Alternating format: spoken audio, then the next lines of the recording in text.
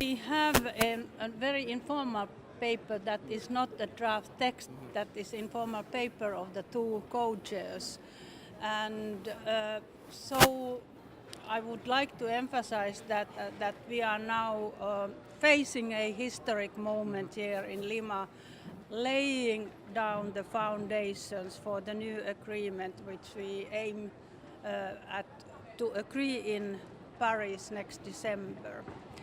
And we are also in historic moment with integrating gender provision in this new agreement. This would be the first time in the history of the climate convention to get a legal text on gender. And you were referring to the text of the two co-chairs of the negotiating group, and we are very pleased that they have already been listening very attentively the delegations and group of delegations, so that gender is now included in 4 parts of that text. First in the preamble part, and then it is coming up in adaptation and financing and capacity building. But what we really would like to have is a very strong guiding principle on gender equality, which would cover across the whole agreement. And that is our intention, and we are not yet convinced that this preambular paragraph will do the work, so we have still to improve the text. You mentioned a legal agreement, and there's been a lot of debate about what will be legally binding under this agreement and what will not be legally binding. Do you see gender, is the EU's position that gender needs to be one of these elements which has to be in some way binding? Yes, that is definitely EU's position, but that is also the position of most of the groups. So when we have now been conducting these negotiations during this year, it was the least developed countries group which brought it to the table as the first group. Then we have the Africa group, then we have the Environment Integrity group, and then we also have the Latin American group. So there is a huge support for this kind of legally binding provision on gender equality.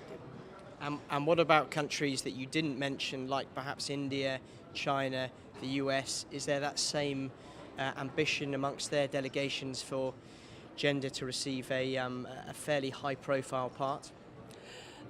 So I'm not the right person to speak on their behalf. You should ask it directly from these delegations. But we don't have a united position of the G77 and China on this, so I don't know exactly the position of India, for instance. And we don't have either a united position from umbrella group where the US is member, so that I would recommend you that you would raise this issue with them directly. And it sounds an obvious question, but why, in the 21st century, do we need to have something as basic as gender equality in an agreement like this? I mean, it seems utterly bizarre that given how far the world has progressed, you need to put something as basic as this in a text. Yes, you are completely right in this. When I started also this work trying to promote the gender equality within the UNFCCC, I asked the same question, so is it really necessary? But we have similar provisions in the Biodiversity Convention already, so more than 20 years ago, and also then the other Rio Convention in the desertification.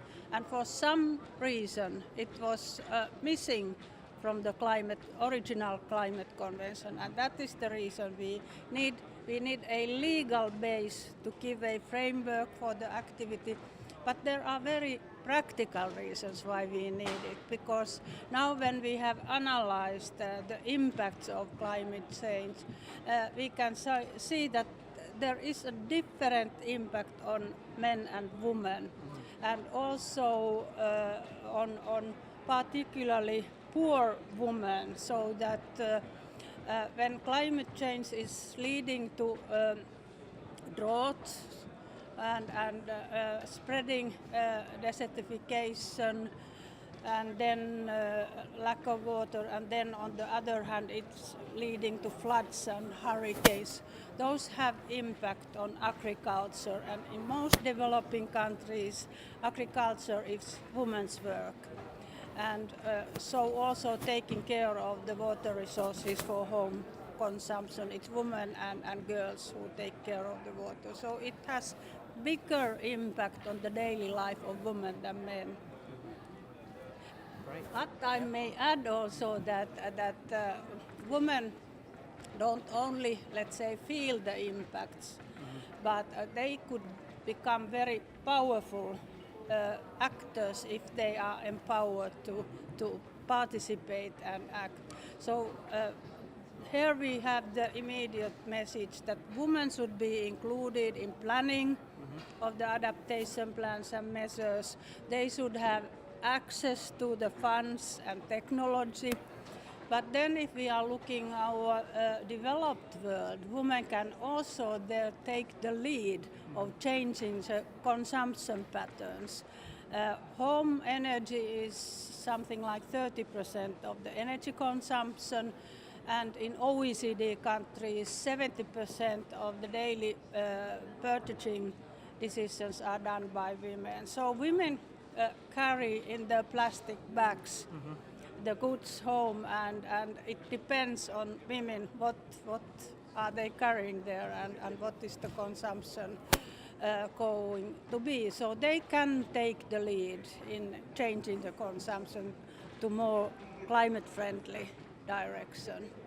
They can do the same also in working places where they are in minority, like schools, hospitals, kindergartens, elderly homes, shops and so on. So there are a lot of opportunities where women could act.